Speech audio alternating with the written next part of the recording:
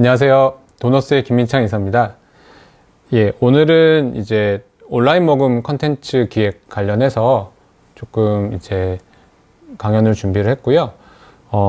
오늘 강연은 사실 컨텐츠를 뭐 작성하는 카피라이팅이라든지 이런 부분에 초점을 맞추기보다는 이 비대면 시대가 되면서 이제 다들 어떻게 보면 온라인이 선택이 아니라 생존의 문제가 된 것 같아요. 근데 온라인에 평소 좀 익숙하지 않으셨거나 온라인의 문법을 좀 궁금해 하셨던 분들에게 어떻게 접근해야 될지 좀 이 접근법 위주로 내용을 준비를 해왔습니다. 네. 그래서 오늘 쭉 진행을 온라인으로 할 거고요. 저도 이제 온라인 강연이 자주 하진 않다 보니까 조금 어색할 수 있어도 이해 부탁드리겠습니다. 네. 저는 이제 뭐 방금 소개를 드리긴 했지만 그 브릭트웍스라는 회사에서 도너스라는 모금 솔루션을 만들고 있습니다. 그래서 저희가 이제 모금 기술을 연구하는 곳이에요. 그래서 어떻게 보면 후원자를 관리하고 온라인에서 후원자들이 후원을 신청할 수 있는 페이지를 비영리 조직들한테 제공하는 그런 일을 하고 있다 보니까 아무래도 온라인에서 모금이 어떻게 이루어져야 되는지 이런 부분들을 연구해서 그 기술을 담당자, 비영리 조직에 계신 이제 홍보나 모금 담당자 분들한테 제공을 하고 있습니다. 그래서 주로 오늘 제가 말씀드리는 내용들은 그렇게 도너스를 개발하면서 연구했던 내용들을 같이 공유해 드리려고 합니다. 뭐 간단히 소개를 조금 더 드리면요.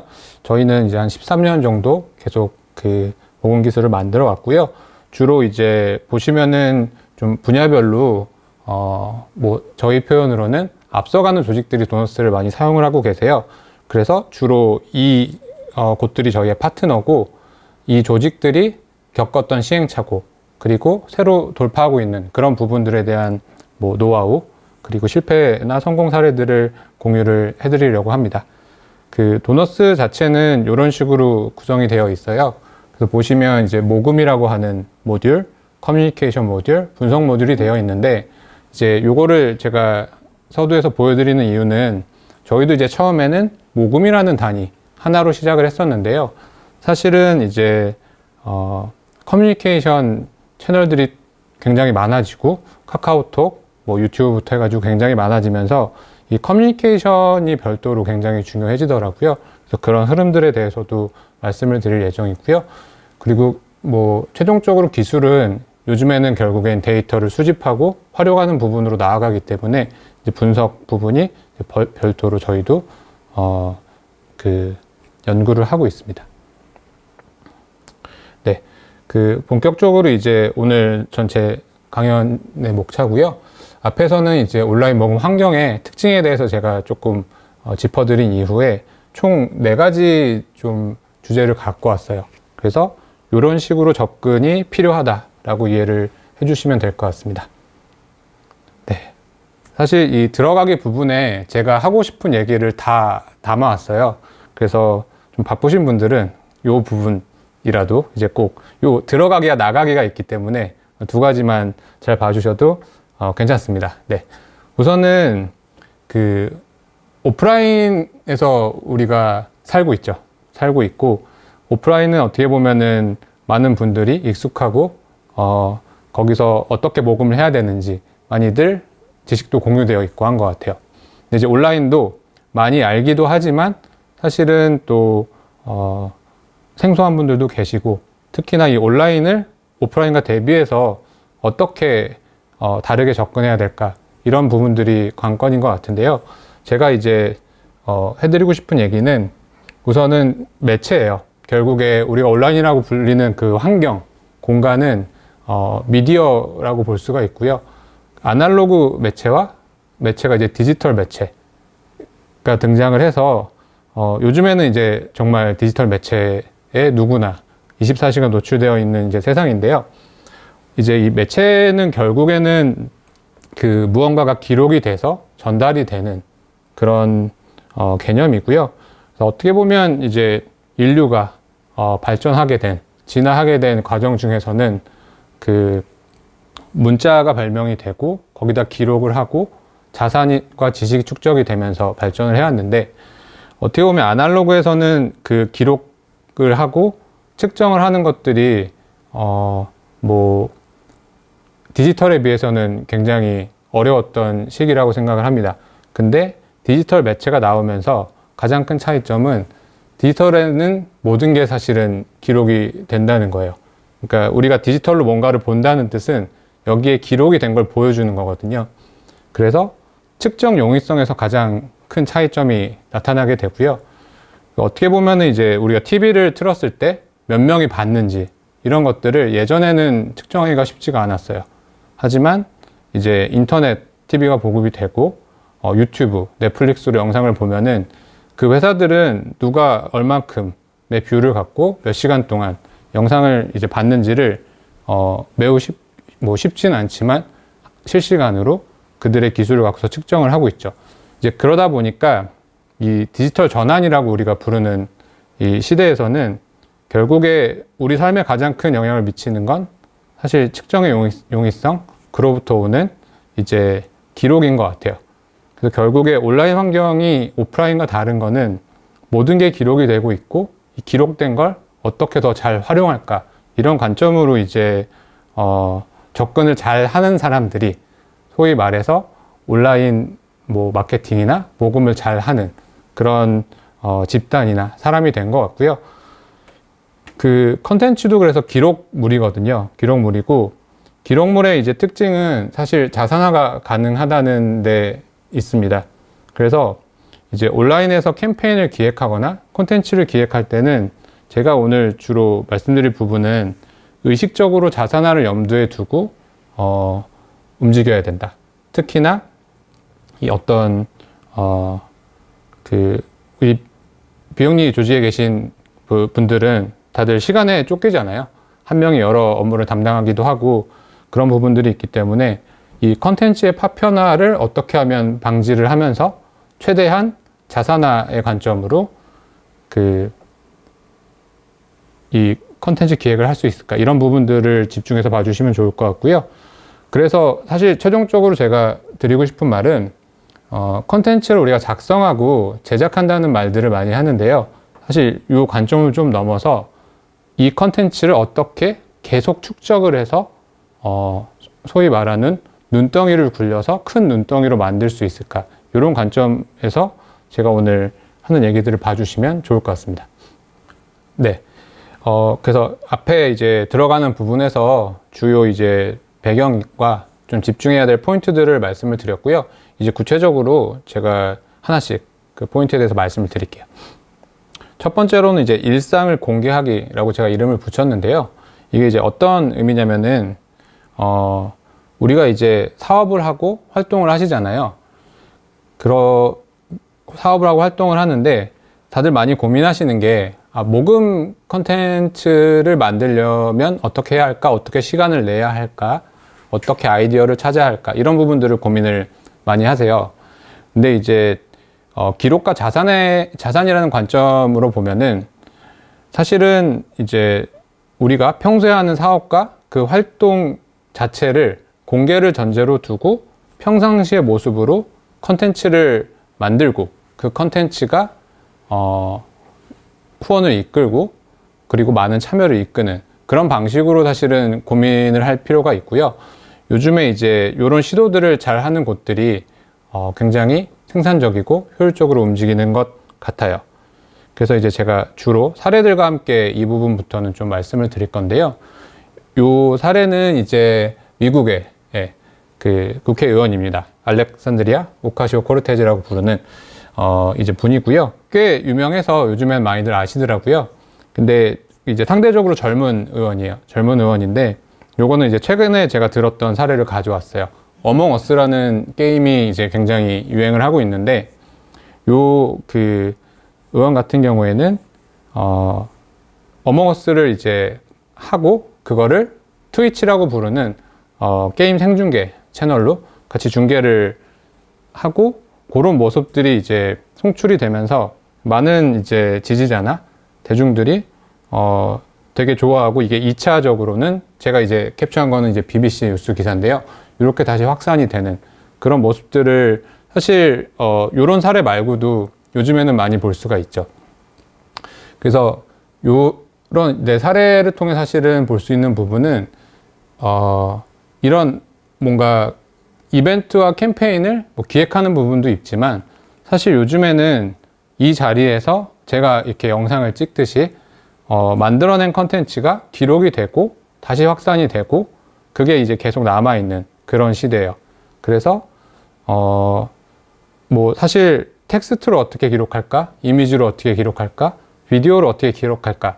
이런 부분들을 이제 고민을 해보면은 아마 현재 하고 있는 사업이나 활동들 안에서도 자산화를 할 수 있는 부분들이 있을 것이라는 생각이 듭니다. 그리고 여기는 이제 교육의 봄이라는 단체인데요. 제가 이제 주로 말씀드린 사례들은 뭐 다 이제 인터넷에 공개가 되어 있는 사례들이에요. 저도 리서치를 하다 발견을 하거나 혹은 뭐 도너스 고객들이 홈페이지를 가서 발견을 하는 이제 그런 사례들인데 제가 봤을 때 꽤나 감명 깊게 봤던 사례 중에 하나라서 가져왔습니다. 비교적 이제 새롭게 만든 단체인데요. 여기 대표자분들은 사실은 그 사교육과 관련돼서 굉장히 오랫동안 활동을 해왔던 분들로 알고 있어요. 근데 보시면은 후원자를 대상으로 쓴 편지가 있고 이게 이제 블로그에 또 올라가 있고요. 그리고 블로그에 올라가 있기 때문에 저도 이제 볼 수가 있었던 상황이에요. 이제 내용들을 보면은 되게 구체적으로 후원금이 왜 필요한지, 이 단체를 왜 만들었는지 다 기재가 되어 있더라고요. 그러니까 이제 요즘에는 사실 후원자를 대상으로 시간을 내서 컨텐츠를 만들어서 뭔가를 공개하고 또 비후원자를 대상으로 공개하고 이런 식으로 접근하기보다는 어떻게 보면은 내공이 있고 가능하다면은 이런 식으로 한 번에 자산화를 해 나가면서 그 후원자나 참여자를 모으는 방식들이 온라인에서의 어떤 문법이라고 볼 수가 있습니다. 그리고 여기는 이제 여성환경연대라는 조직이고요. 여기도 이제 그냥 제가 리서치 하다가 발견을 했는데 요즘에 이제 노션이라고 하는 툴도 국내에서 많이 쓰시더라고요. 노션은 이제 어떤 툴이냐면은 웹페이지를 되게 쉽게 만들 수 있는 툴이에요. 그냥 노션에다가 문서 작성을 하면은 그 문서 자체가 곧바로 웹사이트가 돼가지고 방문을 할 수가 있는 툴인데요. 어떻게 보면은 이제 노션의 철학이 제가 지금 말하는 일상 공개하기의 주제와 동일합니다. 노션은 어떻게 보면 처음부터 공개를 전제하고 문서들을 작성을 하게끔 유도가 되는 툴이에요. 그러다 보니까 이 단체의 어떤 활동 일지 그리고 활동 기록들이에요. 그래서 이런 것들을 정리하면서 외부에서도 필요하면은 바로 볼 수 있게끔. 그래서 저도 여성환경연대가 어떤 일들을 하는지는 정확히 몰랐지만은 사실 가서 보면서 바로 알 수 있게 되더라고요. 그리고 이런 사례들이 이제 꽤나 많이 생기고 있습니다. 이런 것들도 있고 이제 이 아동청소년 그룹홈 협의회 같은 경우에는 사업보고서를 노션으로 만들었는데요. 역시 저도 되게 보기 편했고 결국에 한 번 만들어 놓은 자료를 계속 다른 곳에도 붙임으로써 활용을 하는 그런 모습들을 볼 수가 있어요. 여기는 이제 거꾸로 캠퍼스라고 해서 온라인 총회 자료를 또 이제 공개가 되어 있어서 볼 수 있는 형태인데요. 이제 보시면 그 모금 컨텐츠라고 해서 사실은 후원을 해주세요. 이런 요청만으로 다 되지가 않아요. 저도 이제 뒷부분에 더 말씀을 드릴 텐데 결국에 후원을 하는 사람 입장에서는 뭐 처음에는 캠페인의 컨셉과 뭐가 필요한지 어떤 도움이 필요한지 이런 것들을 보겠지만 결국에 마지막에는 이 단체가 전통이 있는지 혹은 정말 제대로 사업을 하고 있는지 이런 부분들도 보게끔 되거든요. 그래서 그때는 이런 자료들이 계속 축적이 되어 있다면은 활용을 할 수가 있겠죠. 그 온라인 총회를 진행한 자료를 그대로 공개하는 것이기 때문에 어떻게 보면은 자료 공개를 위해서 뭔가를 기획하고 만든 게 아닐 수도 있어요. 그냥 평상시에 하는 우리 단체가 하는 사업이나 활동들을 계속 잘 축적을 해서 자산으로 만들면 결국에 활용할 수 있다. 이런 부분들을 잘 봐주시면 좋을 것 같습니다. 여기는 이제 대학 알리라는 곳인데 보시면 이제 다양한 링크의 형태로 그 자기들의 그 소개를 하는 모습들을 좀 담아왔고요. 또 이제 재밌는 단체가 하나 있어요. 오픈 튜토리얼스라고. 여기는 이제 유명한 개발자 분이 만든 이제 단체고요. 어떻게 보면은 이제 보시면 뭐 자바스크립트라든지 이런 내용들이 적혀 있는데, 코딩과 관련된 교육 컨텐츠를 만들어서 공개하기도 하고 그런 일을 하는 비영리 조직입니다. 사실 이제 디지털 매체라는 거는 개발자들이 만든 거잖아요. 그러다 보니까 이 개발자라는 집단은 이렇게 기록하고 자산화하고 공유하고 이걸 다시 확산시키는데 되게 익숙한 분들이에요. 그래서 이 단체가 이제 재밌는 부분은, 예를 들면 이건 단체 홈페이지인데 오른쪽에는 튜토리얼스 업데이트라는 란이 있어요. 여기에 보면은 사람들이 여기에 들어와서 좋아요를 눌렀다든지 뭘 봤다든지 기록했다든지 이런 것들이 최신 순으로 계속 뜨는 이제 그런 형태예요. 어떻게 보면은 정말 실시간으로 기록을 해서 우리가 어떤 가치를 만들고 있다, 어떤 변화를 만들고 있다, 이런 것들을 되게 잘 보여주는 사례 중에 하나고요. 그리고 여기도 이제 보면은 업무일지라고 해가지고 이렇게 공개를 하는데, 이거는 이 단체의 연간 사업보고서 페이지에서 저도 본 거예요. 근데 어떤 수준까지 이제 공개를 하고 커뮤니케이션을 하냐면은 이 업무일지는 이렇게 생겼어요. 그러니까 여기 안에 있는 이분들이 했던 일들을 이분들은 이렇게 몇 시간에 어떤 과업을 했다 같은 것들은 그냥 평상시에 계속 기록을 하고요. 뭐 특별히 더 가공을 더 막 하시는 것도 아닌 것 같아요. 그냥 이 자체가 올라와 있어요. 그래서 만약에 제가 오픈 튜토리얼스의 어떤 사업이나 활동에 관심이 있다라고 하면은 이걸 보면은 꽤 믿음이 가게끔 되더라고요. 그래서 계속 연결을 시키는 거죠. 그러니까 모금 컨텐츠라는 뭐 부분을 기획하는 것도 있겠지만 그 배경이 되는, 바탕이 되는 컨텐츠들을 우리의 활동 안에서 계속 자산화를 어떻게 할지를 고민을 한 이제 흔적들로 볼 수가 있고요. 여기는 이제 또 러빙 핸즈라는 곳이에요. 그러니까 자산화와 축적 이러면 되게 어렵잖아요. 근데 이제 제가 드리고 싶은 말씀은 사실 어렵게 접근하지 않는다는 거예요. 그러니까 여기는 보면은 이제 걷기 대회라고 해서 행사예요. 그냥 우리가 오프라인에서 일상적으로 열던 어떤 행사나 이벤트들인데, 여기에 보면은 이제 아마 이렇게 웹자보라고 해서 이미지로 이렇게 만들어서 또 많이 알리고 공유를 하시잖아요. 사실은 뭐 컨텐츠를 또 모금이라고 해서 따로 만드는 게 아니라 이거를 그대로 올렸어요. 그대로 올려놓고 이제 옆에는 보시면 모금함이라는 형태의 페이지인데 거기서 이제 후원도 할 수 있는 형태가 되어 있죠. 이제 보시면 그러니까 온라인이라고 뭔가 특별하게 더한다라기보다는 일단 출발점을 기존에 우리가 하던 활동들과 만들었던 컨텐츠들을 계속 자산화를 하면서 모금이라는 요소를 어떻게 더 붙일까, 이런 식으로 접근을 해서 시작을 해보시는 게, 그리고 그렇게 했을 때 잘 기록이 된다면은 결국에 얘는 축적이 된다는, 그 축적이 되면 정말 강력해지는 부분들이 있거든요. 그래서 그 관점을 잘 봐주시면 좋을 것 같습니다. 예, 그리고 요거는 이제 제가 도너스의 사례를 좀 가져왔는데요. 그래서 요즘에는 이런 일상적인 활동의 모습, 활동 자체를 어떻게 또 잘 가공을 하느냐, 그 사례 중에 하나라서 가져왔습니다. 요 화면 자체는 이제 도너스의 UI이고요. 자동 메시지를 설정하는 화면이에요. 자동 메시지를 설정하는 화면인데, 저기 노란색으로 쳐놓은 박스가 이제 나비 건수라고 되어 있잖아요. 그리고 이제 D는 빈칸이거든요. 그러니까 저희도 이런 흐름들을 보고 연구를 하면서 이제 후원자가 정기후원을 시작을 했어요. 이번 달에 첫 후원금을 내고 다음 달에는 2회차, 그 다음 달에 3회차 이런 식으로 내겠죠. 그래서 예전에는 이렇게 후원 회차에 맞춰서 뭔가 개인화된 피드백을 주는 게 사실 사람이 할 수는 없거든요. 근데 이제 기술이 발전을 하면서 이렇게 뭐 후원 회차에 따라서도 자동 메시지들을 발송을 하면서 커뮤니케이션을 하고 있어요. 근데 이런 방법론 하에서 또 그러면 1회차, 2회차, 3회차에 어떻게 컨텐츠를 만들까 고민하고 어렵게 접근하는 게 아니라, 요즘에 이제 제가 보는 저희 이제 고객이나 조직들은 예를 들면 사업 현장에 나가잖아요.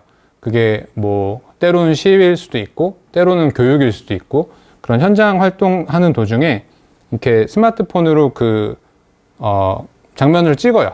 그냥 찍고 그거를 이 3회차 메시지에 올려두는 거예요. 올리면서 뭐 이메일이나 카카오톡 문자 메시지에 저희 최근에 어디 가서 뭐 했습니다. 이런 것들을 3회차 후원 감사 땡큐 메시지로 넣어놓는 거죠. 그러면 이게 올라가 있는 동안은 세 번째 후원하는 분들은 다 중간에 한 번씩은 그걸 받는 거예요.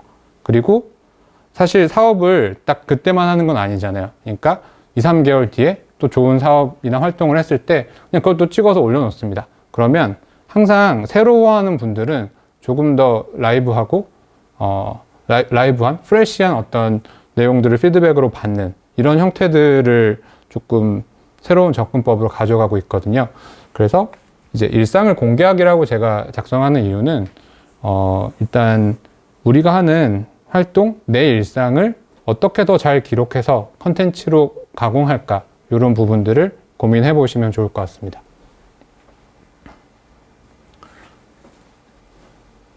네, 다음으로는 이제 두 번째 단계별 검증하기로 넘어가 볼게요.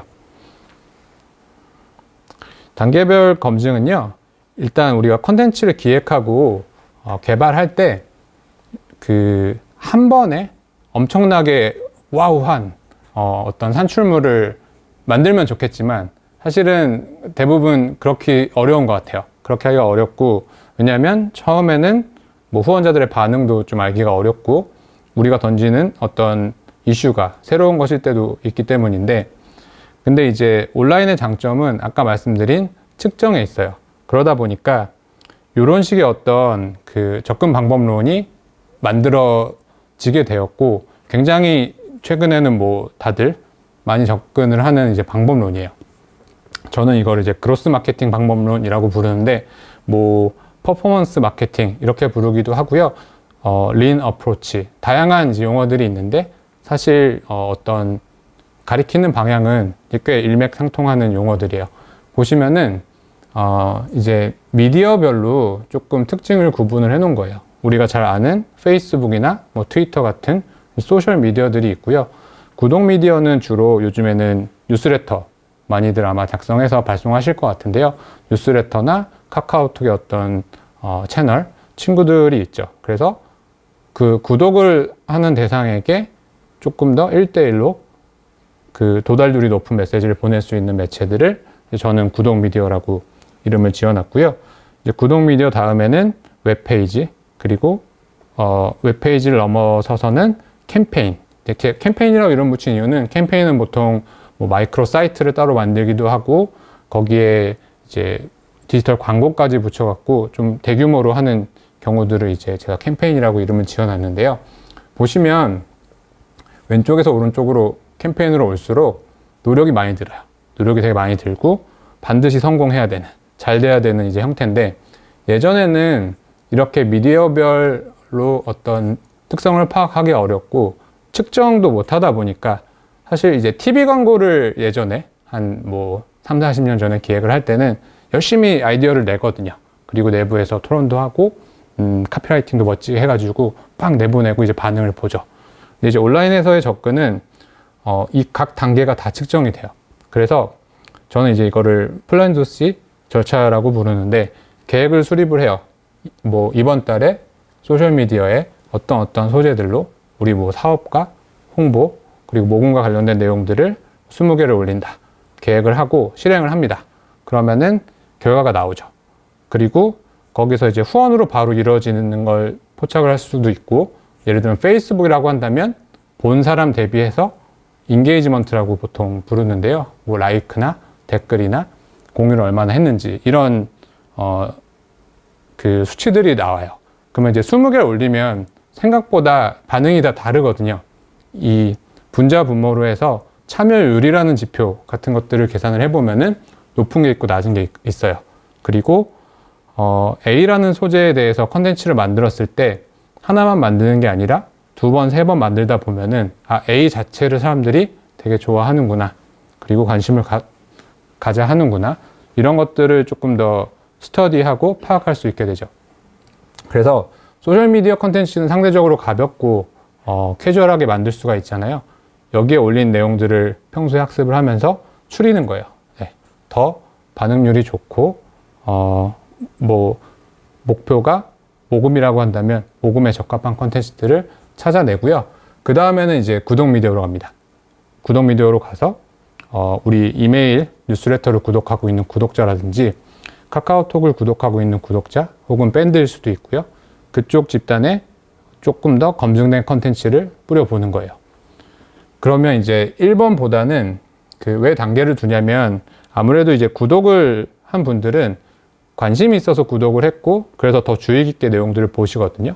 그러다 보니까 너무 많은 내용을 예를 들면 일주일에 7번 이렇게 발송을 하게 되면은 당연히 피로도라는 게 생기죠. 그래서 조금 더 이제 피로도를 관리하기 위해서 그리고 조금 더 주목도가 높은 컨텐츠를 발송하기 위해서 앞에서 한번 걸러진 내용을 발송을 하는 거고요. 여기서도 이제 또 검증이 되죠. 그리고 우리가 페이스북이나 트위터처럼 조금 더 너무 공개되어 있어서 사람들이 그냥 무심코 넘어갈 수 있는, 그래서 반응을 해주지 않는 그런 미디어보다는 조금 더 알찬 정보들을 획득을 할 수가 있습니다. 그래서 이제 구독 미디어에서 예를 들면 제가 그냥 표현해 놓은 거는 5개의 소재가 검증이 됐어요. 이걸 갖고 다시 조금 더 그 원페이지 뭐 컨텐츠 블로그 글일 수도 있고요. 혹은 웹페이지일 수도 있는데 이런 것들을 만들어서 또 테스트를 하고 그러면 마지막에 한두 개가 살아남아요. 살아남고요. 그 내용을 갖고 정말 필요하면 캠페인도 만들고 예산도 집행을 하고 하면서 늘려나가는 거죠. 그래서 요 전체 어떤 절차를 뭐 이번 주에는 이것만, 저번 주에는 뭐 3번만 이렇게 하는 게 아니고요. 그냥 일상에 사실은 이런 그 업무 방법론을 적용을 하는 거예요. 그래서 뭐 소셜미디어도 계속 올리면서 검증도 하고 동시에 지난주에 검증된 거는 구독 미디어에서 또 보고, 그래서 뭐 3개월에서 6개월 정도가 지나면은 계속 검증된 컨텐츠들이 이쪽으로 들어오는, 캠페인으로 들어오는 구조가 나오고요. 그래서 다시 학습한 Do하고 C 된 내용을 갖고서 개선을 또 하는 거죠. 우리가 배운 점들이 있을 거거든요. 이렇게 얘기해 봤더니 반응을 하더라. 이렇게 얘기해 봤더니 반응을 안 하더라. 그래서 요 자체를 조직적으로 어떻게 체계화할 수 있을까, 이런 고민들을 하시면 좋을 것 같고요. 사실 이런 어떤 접근법 자체는 조금 더 뭐 대형 조직이라든지 온라인을 되게 잘 쓰고 이 측정과 분석에 익숙한 곳들은 굉장히 예전부터 이미 내재되어 있는 방법론이라고 보시면 될 것 같아요. 네. 그리고 이제 최근에 조금 더 어떤 흐름들이 있는지를 제가 보충해 드리려고 하는데요. 저는 어쨌든 온라인 모금을 연구하기 때문에 전자상거래, 네, 일반적인 상거래 트렌드도 당연히 유심히 봅니다. 그래서 이커머스에서는 사실 이제 우리가 캠페인의 컨셉이라고 부르는 어떤 그런 거창한 형식보다는 사실은 충실한 내용 중심으로 경쟁이 되게 많이 이루어지고 있어요. 네. 물론 뭐 형식이 안 중요하다는 건 아닌데 상대적으로 내용만 강조하는 시장이 엄청나게 커졌고요. 그 중에 하나가 사실은 요즘에 물건 살 때 네이버에서 검색해서 많이들 구매하시잖아요. 아마 검색해서 보면은 네이버 스마트 스토어라는 데로 연결이 보통 돼요. 그러면 거길 열어보면 통일 이미지로 굉장히 많은 내용들이 그 스토어에 들어가 있고 내가 보는 물건이 있으면은 쭉 내리면서 계속 보게 되죠. 사실 이 흐름이, 이거는 이제 네이버 스마트 스토어의 판매자의 어떤 추이예요. 굉장히 많아졌고 사실 항상 네이버가 실적 발표를 하면은 계속 성장하는 이제 회사 중에 하나인데 최근에 성장 동력이 이런 커머스 쪽에 있고요. 그 중에 하나가 사실 스마트 스토어죠. 그래서 이 스마트 스토어의 특징은 사실은 다 똑같이 생겼어요. 네. 상점은 다 똑같이 생겼고요. 그 안에 내용만 다르거든요. 그러니까 이미 우리는 내용이 어떻게 다르는지를 갖고서 결제를 할지 말지, 구매를 할지 말지에 되게 익숙해져 있는 상황이에요. 그러다 보니까 예전에 정말 이커머스 초창기, 20년 전, 10년 전에는 다들 각자 자체 웹사이트를 만들고 얘를 또 어떻게 크리에이티브하게 보일까, 이런 연구들을 되게 많이 했는데요. 최근에는 그런 거 없이 스마트 스토어를 열고 내용을 어쨌든 충실히 상품을 만들고 컨텐츠를 만들어서 판매를 잘 하는 곳들도 굉장히 많이 생겨나고 있죠. 그리고 그렇게 된 이유는 결국에 이제 우리나라 기준으로 그냥 말씀을 드리면은 이런 플랫폼 회사들이 기술적으로 내용에만 집중할 수 있는 환경을 만들었기 때문인 이유가 하나 있는 것 같아요. 그래서 사실은 형식보다 사람들이 내용을 보고서 구매를 결정하는 환경들이 이미 꽤 만들어져 있고 최근의 흐름이다. 이렇게 봐주시면 좋을 것 같고요. 요거는 이제 비츠 조명이라고 제가 좀 필요해가지고 검색을 해봤던 경우예요. 그리고 그냥 이제 이 컨텐츠 페이지예요. 이 조명을 소개하는 그 웹페이지가 하도 길어가지고 그냥 제가 쭉 이어붙여갖고 가져왔는데 아마 되게 온라인에서 구매를 많이 하신다면 익숙한 모습일 거예요. 최근에는 여기에다가 리뷰도 있고 그리고 어떤 제품의 사진도 고화질, 원견, 근경 이런 식으로 엄청나게 들어가 있잖아요. 그래서 사실은 웹사이트 어떤 그 자체를 엄청 특이한 형식으로 꾸미는 부분도 있지만은 이 안쪽을 어떻게 더 꾸밀까가 이제 좀 온라인에서 후원자나 구매자의 그 이목을 끌기 위해 필요한 접근 중에 하나죠. 그러다 보니까 저도 이제 많이 보게 된 게 이 3번 웹페이지의 좀 중요성이었어요. 그러니까 예전에는 소셜미디어, 구독미디어에서 검증이 됐다. 그러면은 바로 캠페인 사이트 만들어서 모금도 해보고 이런 접근들을 많이 했는데 어떻게 보면은 정말 중요하고 그 형식이 또 같이 있어줘야 되는 캠페인도 있을 거예요. 근데 그렇지 않다라고 하면은 조금 더 간소하게 틀은 그냥 사람들이 일반적으로 컨텐츠를 소비하는 데 제일 적합한 형태. 그게 이제 어떻게 보면은 네이버 상거래선 네이버 스마트 스토어고요. 모금 쪽에서는 크라우드 펀딩의 어떤 컨텐츠 페이지예요. 그래서 해피빈, 가치가치, 와디즈. 뭐 이건 외국도 마찬가지입니다. 외국에서도 그런 크라우드 펀딩, 킥스타터 같은 회사들의 어떤 디자인이라고 할까요? 컨텐츠를 보여주는 방식은 되게 비슷해요. 사실 되게 비슷하고 하지만 사람들은 그 안에 있는 내용들을 보고서 이제 결정을 하죠. 그래서 잘 되는 컨텐츠를 찾는 방법 중에 하나가 오히려 쉽고 빠르게 효율적으로 우리만의 모금 스토리를 빨리 만들어서 보여주는 거예요. 보여주고 그 안에서 잘 되는 컨텐츠를 찾고 당연히 처음에 찾아지지 않기 때문에 반응들을 보면서 안 되면 고치는 거죠. 네. 이렇게 했더니 100명 중에 1명도 답변이 없었어. 그러면은 사실 뭔가를 바꿔야죠. 그게 첫 번째 메인 이미지일 수도 있고 이 캠페인의 이름일 수도 있어요. 그런 부분들을 이제 바꿔가면서 빠르게 테스트를 해서 사실 결국에 우리 단체에 가장 적합한 어떤 컨텐츠를 찾아가는 게 이 온라인에서의 컨텐츠 기획의 접근법입니다.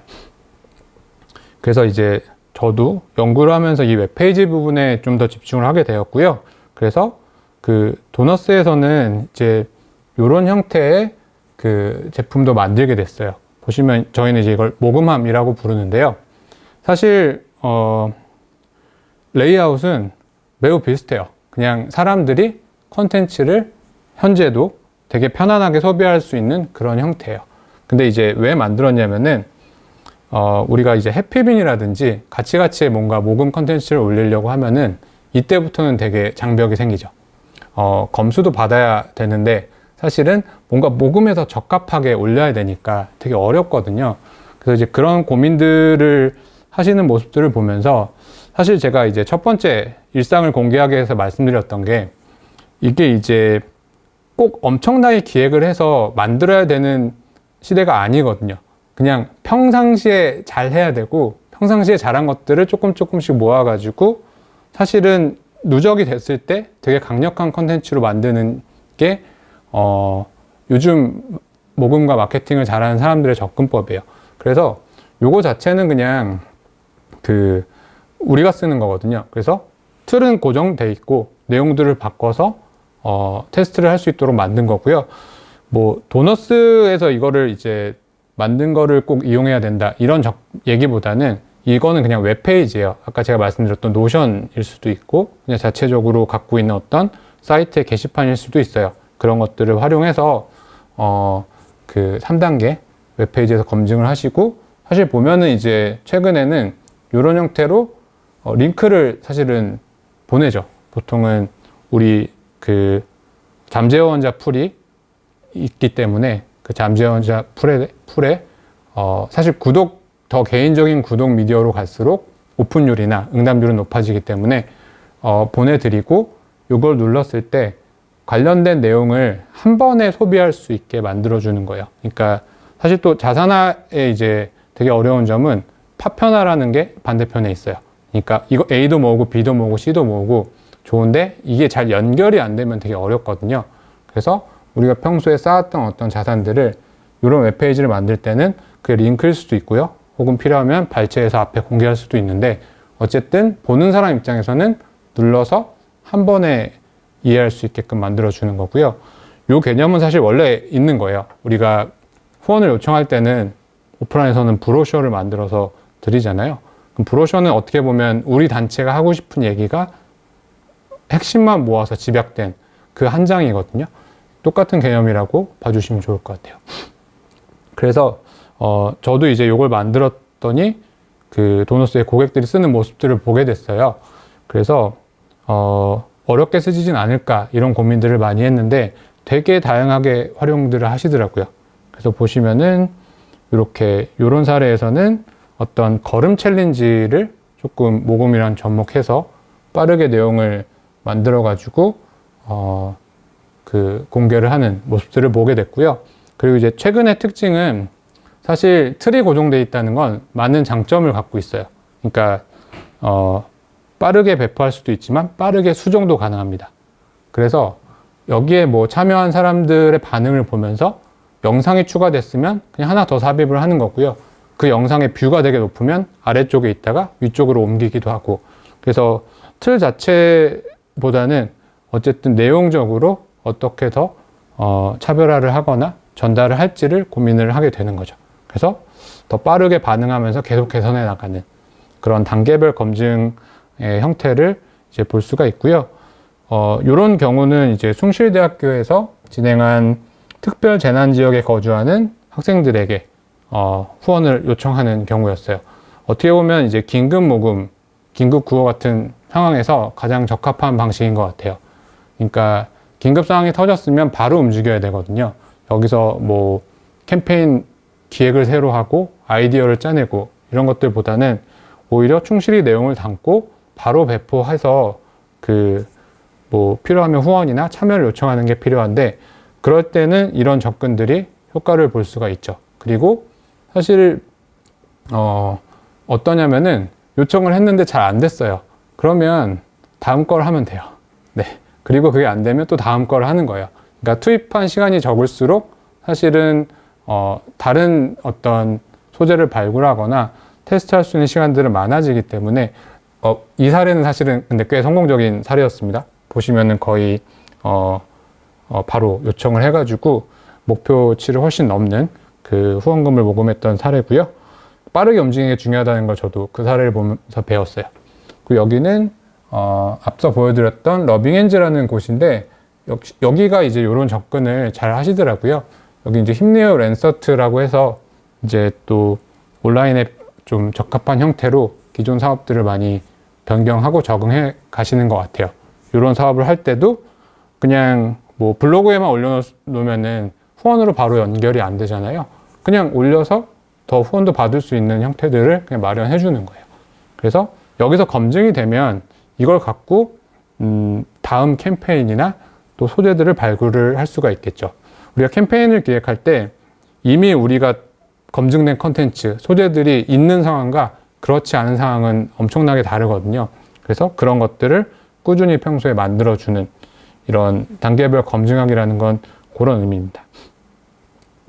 여기는 이제 새벽이 생추얼이라는 곳인데요. 보시면 약간 카툰 형식으로 뭔가를 만들었어요. 이런 카툰들은 이 자체가 카드 뉴스가 될 수도 있고, 카드 뉴스가 모여서 뭐 하나의 그 모금함 내에서 모금을 요청하는 콘텐츠로도 활용이 될 수도 있겠죠. 그래서 이제 이런 식으로 계속 그 검증을 해 나가면서 찾는 방법이 온라인에서는 가능하다. 그 이유는 온라인에서는 반응을 반응이 기록되고 그걸 확인하고 우리가 그걸 통해서 배울 수 있기 때문이다 라고 이해를 해주시면 좋겠습니다. 네. 그리고 요 다음 부분은 이제 좀 더 컨텐츠 소재 그리고 작성에 대한 부분을 제가 조금 가져왔고요. 요 어떤 프레임워크를 소개를 해드리면 좋을 것 같아서 들고 왔는데요. 이제 우리가 모금 컨텐츠를 기획하고 내용을 구성을 할 때 그 모금과 관련된 내용은 크게 프로블럼, 문제점, 그리고 해결 방안, 그리고 그 해결 방안으로 인한 그 영향력, 결과죠.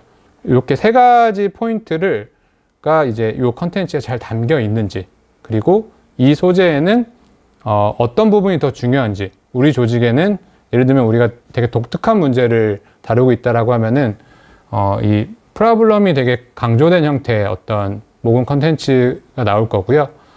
뭐 문제는 되게 그냥 일반적으로 모두가 알고 있고 크게 새롭지 않은데 해결 방안이 되게 독특하다. 예를 들면 어떤 기아와 관련된 문제는 사실 예로부터 있어 왔기 때문에 사람들이 그 자체만 갖고서 뭔가 더 새로움을 느끼지는 않아요. 하지만 뭔가 우리 단체의 접근법이 그 식량을 굉장히 효과적으로 생산을 해서 전달할 수가 있다라고 하면은 아마 솔루션이 강조된 그런 형태의 컨텐츠일 거예요. 그리고 이런 어떤 접근들을 통해서 과거에 한 10년 동안 정말 많은 성과를 냈다라고 하면은 임팩트 자체를 자랑하는 방법도 있고요. 여러 가지 이제 방식들이 있는데 제가 이제 조금 오늘 말씀드릴 부분은 요 세 가지의 요소가 모금 컨텐츠에는 사실은 다 필요하다. 그리고 다 필요하긴 한데 우리 단체마다 혹은 어떤 시점 그리고 누구에게 얘기를 하느냐에 따라서 강조돼야 될 게 그때그때 다르다. 그래서 이런 툴을 놓고서 앞서 말씀드렸던 테스트를 하는 거예요. 계속 찾는 거거든요. 제가 좀 사례를 갖고 왔는데요. 여기는 그 사단법인 점프라는 곳에 이제 웹사이트를 제가 들어가서 그냥 캡처를 한 거고요. 이렇게가 이제 전체 페이지예요. 네, 전체 페이지고 그냥 이제 부분 특징적인 부분들만 그 같이 슬라이드에 표시를 해놨습니다. 이 부분은 이제 요 점프라는 조직이 해결하고자 하는 문제 상황을 보시면 좀 더 정량적인 차트까지 동원해가지고 알려주는 부분이에요. 요 중간, 그러니까 약간 상단 시작에서 윗부분에 그 위치를 하고 있고요. 그러니까 프로블럼을 위에 배치를 한 거죠. 이곳은 이 컨텐츠를 만들 때 프로블럼을 조금 더 위에 배치를 한 거고요. 그리고 그 밑으로 내려가면은 솔루션과 임팩트에 대한 부분이 나와요.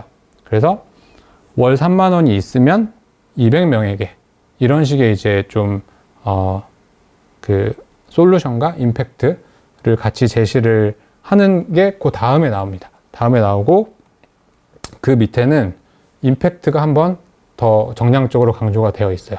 그래서 자기들의 역량과 실제 이제 기존에 뭔가 이뤘던 성과들을 갖고서 우리에게 후원을 해주면 혹은 우리와 함께 참여를 하면은 이런 변화들을 만들 수 있다가 스토리텔링이 되고 있는 거죠.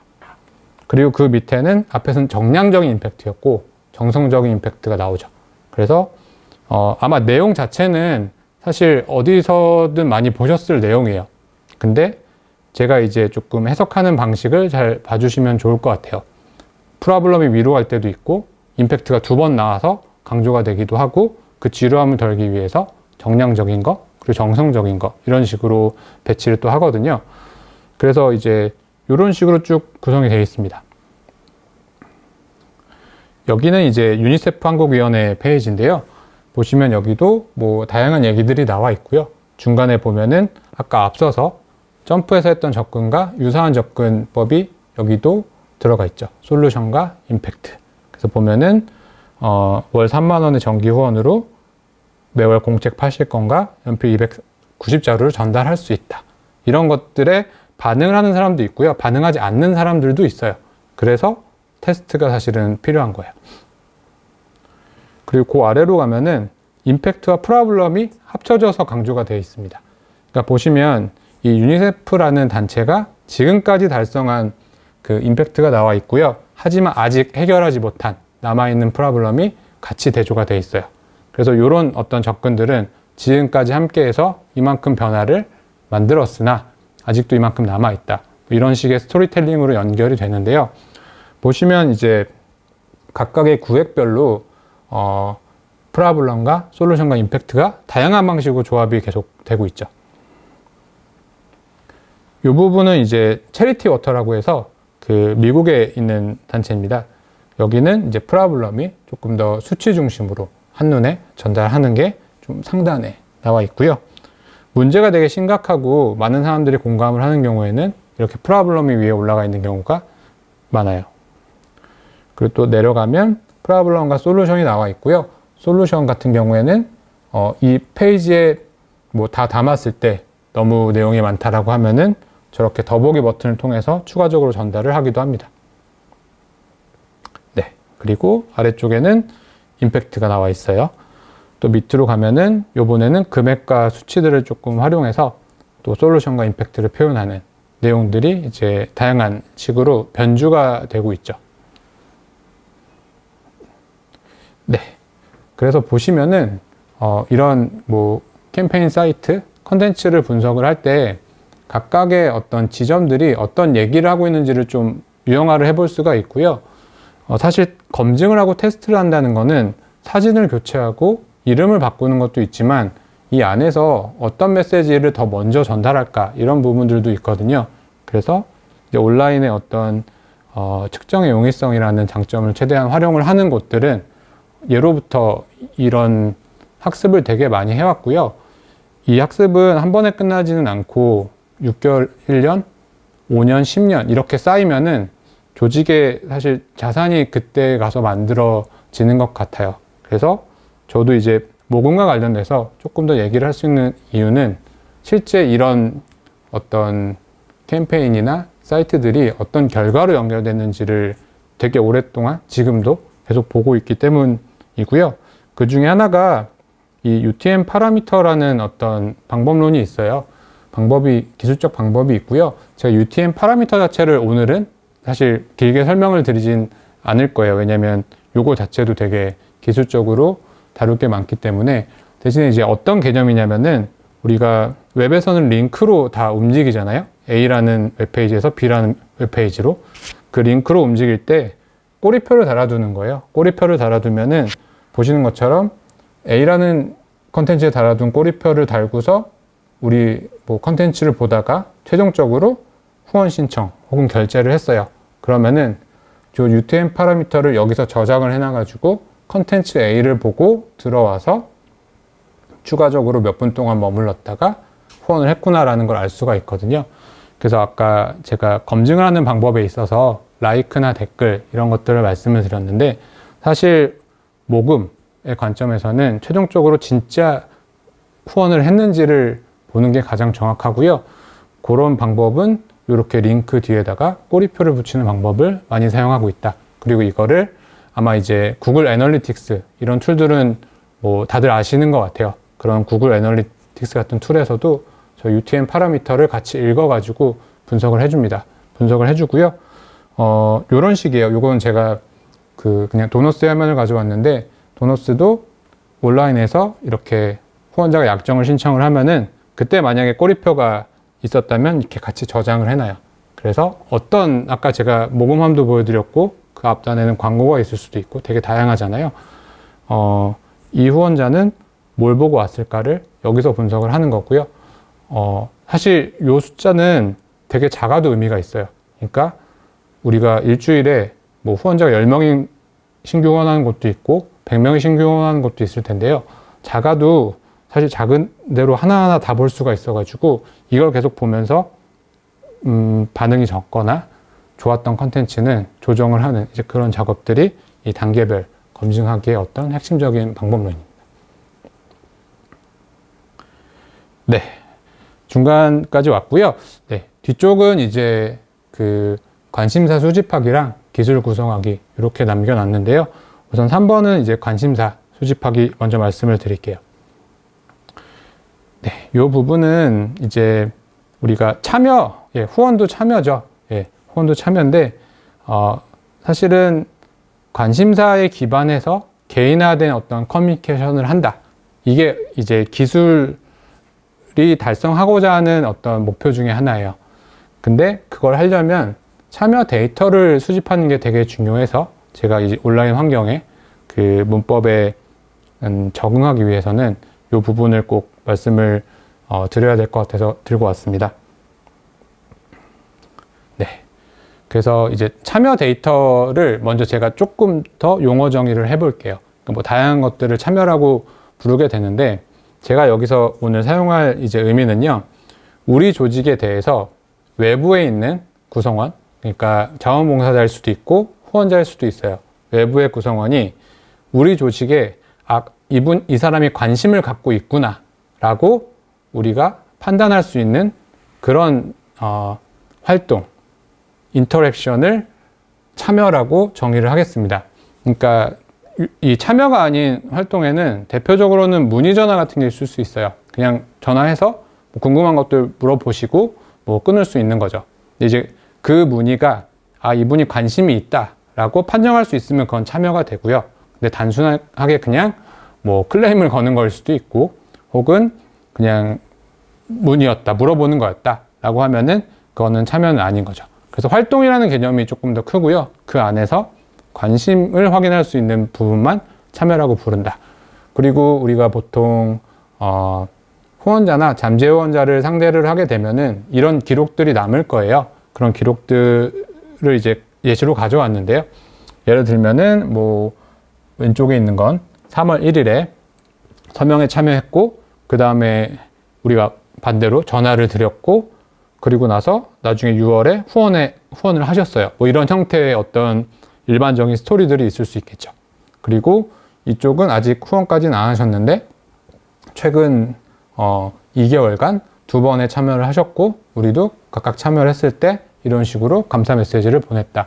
이런 것들을 계속 기록을 해서 결국에는 컨텐츠로 만들고 커뮤니케이션의 활용을 하는 것에 대한 이야기를 드리려고 합니다. 네. 그래서 방금 이제 그냥 참여 데이터를 기록한 예시를 보여드렸는데요.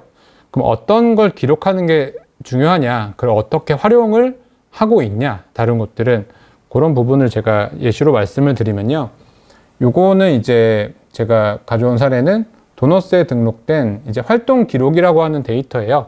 그래서 앞서 보여드린 것처럼 누가 온라인 서명 신청을 했다, 뭐 이런 것들을 남겨놓는 거죠. 그 구성원을 관리하는 시스템에는 이런 기록들을 잘 차곡차곡 보관해놔야 나중에 활용할 수가 있으니까. 근데 이런 걸 남길 때 예를 들면 저런 이제 태그라는 필드가 있어요. 그래서 플라스틱이나 업사이클링과 관련된 활동에 서명을 했다라고 하면은 저런 식의 태그가 붙어서 저장이 되게끔 세팅을 해놓는 거예요. 그리고 저런 태그는 사실 예전에는 이제 사람이 직접 시스템에 로그인해서 많이 입력을 했다라고 하면은 최근에는 이제 자동으로 서명 사이트에서 서명을 하면은 이 기록도 자동으로 등록되게끔 보통은 이제 API라고 부르는 그런 연동 방법을 통해서 다 연동을 해 놓거든요. 그러면은 예를 들어서 우리가 이런 서명과 관련된 어떤 액티비티를 혹은 캠페인을 3달간 진행을 한 거예요. 그래서 이런 식의 저 태그가 달린 참여 기록이 뭐 1000건이 쌓였다. 그러면 이런 식으로 활용을 많이 합니다. 이슈가 발생을 했을 때, 예를 들면 환경과 관련된 혹은 플라스틱과 관련된 이슈가 발생을 했을 때, 아니면 여기 나와 있는 것처럼 여성과 관련된 이슈가 발생을 했을 때 우리가 갖고 있는 연락 가능한 후원자 데이터베이스가 있을 거잖아요. 혹은 잠재 후원자 데이터베이스가 있을 텐데 그쪽에 이런 이슈가 발생했을 때마다 항상 똑같은 내용으로 전체한테 메시지를 발송하게 되면은 사실 피로도 이슈가 존재해요. 그리고 다들 아마 커뮤니케이션을 할 때 망설이는 부분이 그 피로도에 대한 부분일 텐데요.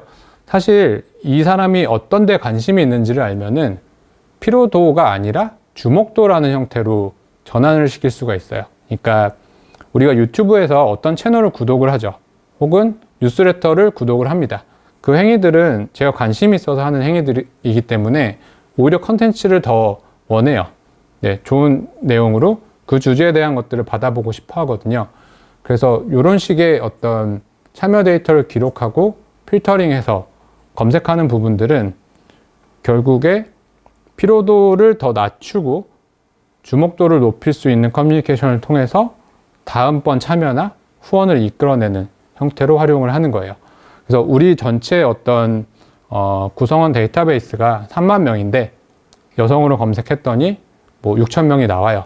그러면 여성과 관련된 커뮤니케이션을 사실은 더 여러 번 해주는 게 좋고 반응도 더 높은 반응을 기대를 할 수가 있습니다. 이걸 하려면 저런 식의 어떤 데이터가 사전에 잘 수집이 되어 있어야겠죠. 그래서 그 방금 말씀드린 거를 이제 요약을 하면요. 이런 식으로 다양한 참여들이 발생을 합니다. 특히 비영리 조직이 영리 조직과 그 가장 큰 차이점 중에 하나는 영리 조직들은 사실 물건을 파는 게 가장 핵심 어떤 업무예요. 그래서 그냥 구매 데이터를 엄청 보거든요.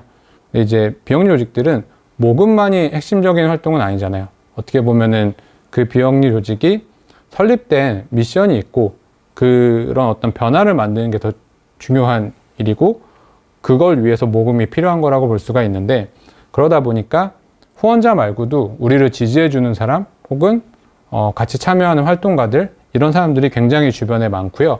결국에 이런 어떤 참여라는 게 영리 조직과 가장 그 대조적으로 부각이 되는 부분이고요. 그래서 이런 데이터를 잘 수집을 해야 거기에 맞는 컨텐츠를 갖고 적절하게 커뮤니케이션을 개인화된 커뮤니케이션을 할 수가 있다.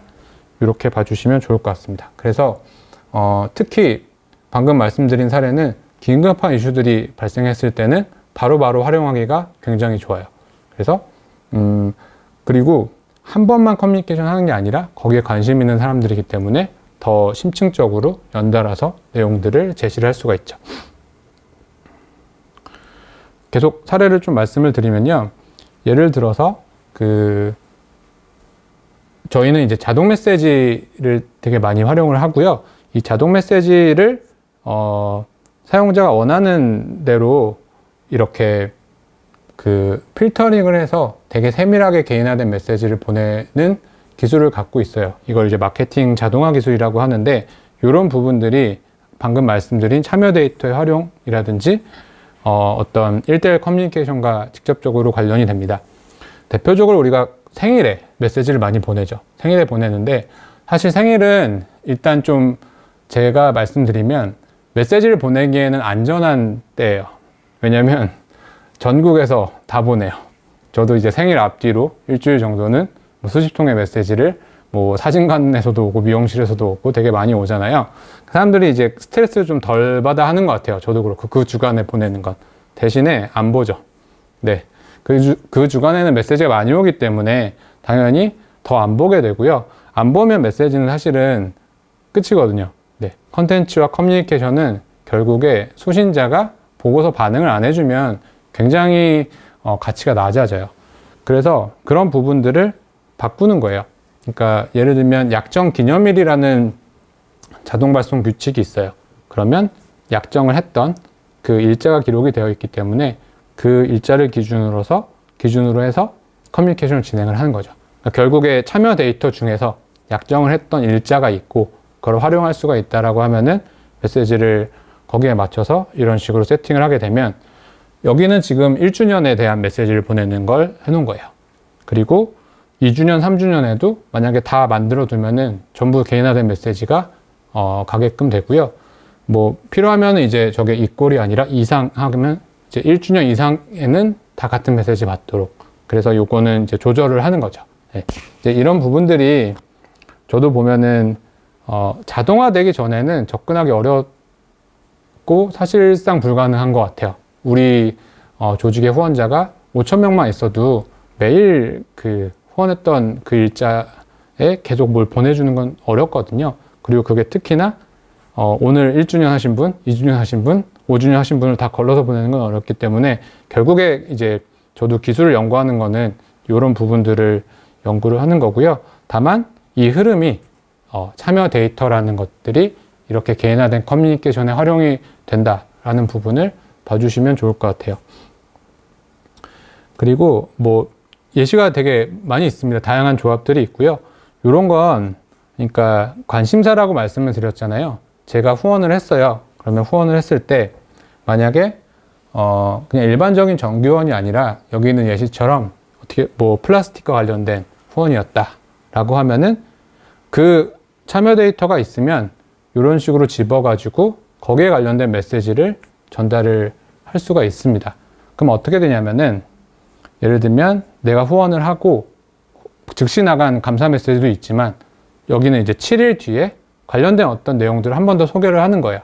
관련해서 최근에 우리가 냈던 성과가 있을 수도 있고요. 혹은 좀 못다한 얘기들이 있을 수도 있죠. 그래서 초기 후원자의 이탈률을 낮추는 일종의 시나리오를 갖춘 메시지를 만들어 놓고 이제 커뮤니케이션을 하는 거예요. 역시 참여 데이터가 있기 때문에 가능한 거고요.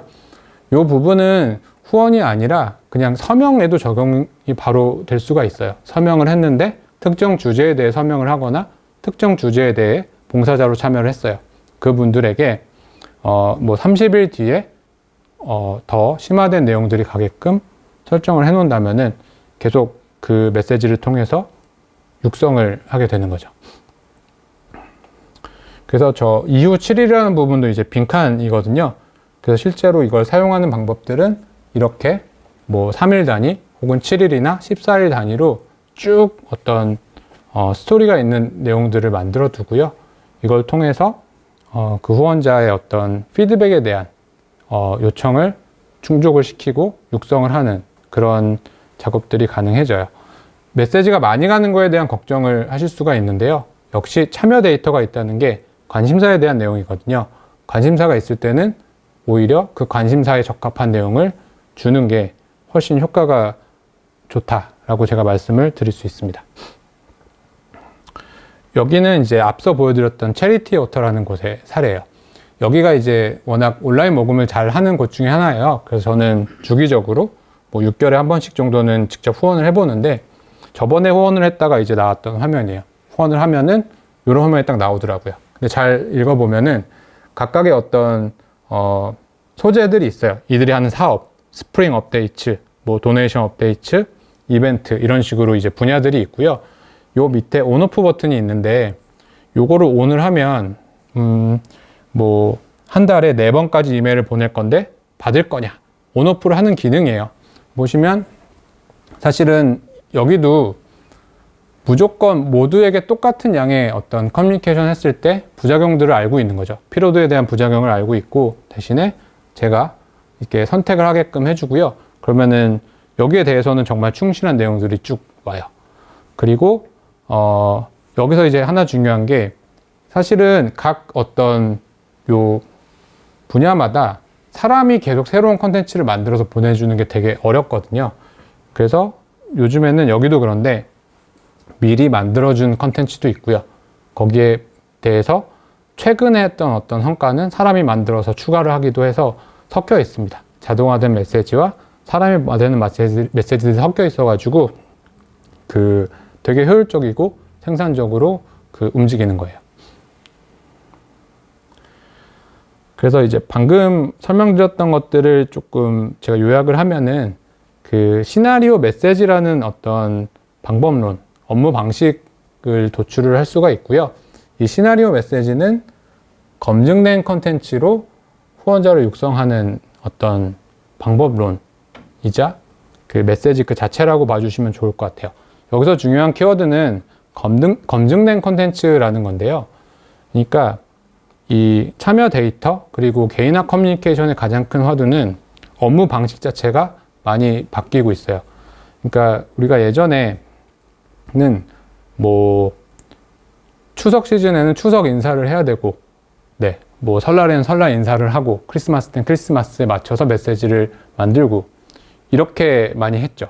그렇게만 사실 가능했으니까. 근데 최근에는 그런 어떤 계절적인 변화도 있지만 후원자 자체의 어떤 혹은 잠재 후원자 자체의 관심사와 생애 주기를 갖고서 거기에 맞춰서 이 시나리오를 구성하는 흐름들이 있고요. 이렇게 메시지를 전달했을 때 우리가 컨텐츠를 기획을 하는 거잖아요. 컨텐츠가 오픈이 되거나 그 사람들이 반응할 그 반응도가 높아지기 때문에 이런 방식들이 이제 적용이 되는 거예요. 그래서 컨텐츠를 새로 만드는 게 아니라 과거에 우리가 쌓았던 컨텐츠들 중에서, 우리의 자산들 중에서 우리가 학습을 충분히 잘 해왔다라고 하면은 어떤 컨텐츠를 누가 좋아하고 어떤 컨텐츠를 또 다른 누가 좋아하는지를 알고 있어요. 그러면 그 알고 있는 검증된 컨텐츠들로 시나리오를 구성을 합니다. 그러니까 저는 이렇게 표현을 하는데요. 거의 실패하지 않는 어떤 패키지가 만들어지는 거예요. 그래서 이 패키지를 갖고 운영을 하고요. 그리고 시간이 지나면 이 패키지 안에서도 좋은 컨텐츠와 이제 이렇게 하락하는 컨텐츠가 있고 그 계속 유지가 되는 컨텐츠가 있거든요. 하락하는 컨텐츠들은 교체를 해주는 거죠. 더 검증된 내용으로. 그래서 아까 이번에 말씀드린 단계별 검증이랑 이 부분을 연결을 시키면은 구성을 하고요. 그 중간에도 계속 우리가 검증이나 테스트는 이루어지고 있겠죠. 그러면 이 중에서 반응도가 떨어지는 부분들은 교체를 하면서 계속 최상의 베스트 컨디션, 우리 자산 중에서 가장 베스트 오브 베스트를 유지하는 형태로 컨텐츠 기획과 커뮤니케이션 업무가 바뀌는 거예요. 그래서 이런 부분들이 어떻게 보면 이제 온라인에 기술이 적용되면서 자동화나 개인화 기술이 적용되면서 바뀌고 있는 흐름이고요. 이제 많은 곳들이 이런 접근을 취하고 있죠. 그래서 이런 시나리오 메시지의 특징은 보면은 관심사에 대해서 그 메시지를 던지는 것이기 때문에 오픈율이 되게 높아요. 되게 높고 이것도 이제 실제 10개 정도 시나리오를 구성한 사례인데요. 여기는 이제 시리아 관련된 내용이에요. 그래서 보시면은 시리아 관련돼서 궁금해 했던 분들에게 시리아 관련된 어떤 사업 소개나 내용을 전달하는 것이기 때문에 기본적으로 평균적인 오픈율이 사실 한 15% 정도 나오면 잘 나오시는 거고요. 되게 안 나오는 조직들은 이메일 오픈율은 5%, 10% 나오기도 해요. 근데 보시면 거의 50%, 많게는 80%까지 나오는 이제 그 어떤 결과들을 저도 한번 같이 확인을 했었고요. 요거는 또 다른 IT와 관련된 시나리오 메시지였는데 되게 유사하게 그 분포를 보여주더라고요. 물론 컨텐츠도 되게 잘 만들었던 사례예요. 노력을 많이 했었고요. 그리고 이런 어떤 개인화 커뮤니케이션의 특징은 특히 이메일은 메시지 발신자를 개인화하는 게 최근의 흐름입니다. 이메일은 이메일 발신 이메일이 동일해도 그때그때 발신자 이름을 바꿀 수가 있어요. 그래서 이메일을 바꾸지는 않습니다. 왜냐하면 이메일을 바꾸게 되면은 스팸으로 들어갈 확률들이 막 올라가기 때문이고요. 일단 수신에 성공한 메일은 계속 유지를 하시는 게 좋아요. 대신에 각각의 컨텐츠의 어떤 작성자가 다르다든지 이게 가리키는 어떤 전문 분야가 다르면은 이런 식으로 개인화를 하는 것들이 최근의 흐름이고 실제 오픈율이나 응답률도 되게 높아요. 응답률이 이제 뭐 대표적인 예시가 저희도 이런 식으로 보내거든요. 도너스의 메일도 이렇게 보내는데 답장이 오는 게 가장 큰 특징 중에 하나예요. 메일에 답장이 와요. 왜냐면 제 얼굴을 넣어서 제가 쓴 내용이 자동으로 가니까 답장이 오고요. 답장이 오면 저도 답장을 해드리기가 되게 편하더라고요. 왜냐면 어쨌든 뭔가 공통된 소재를 갖고 있기 때문이죠.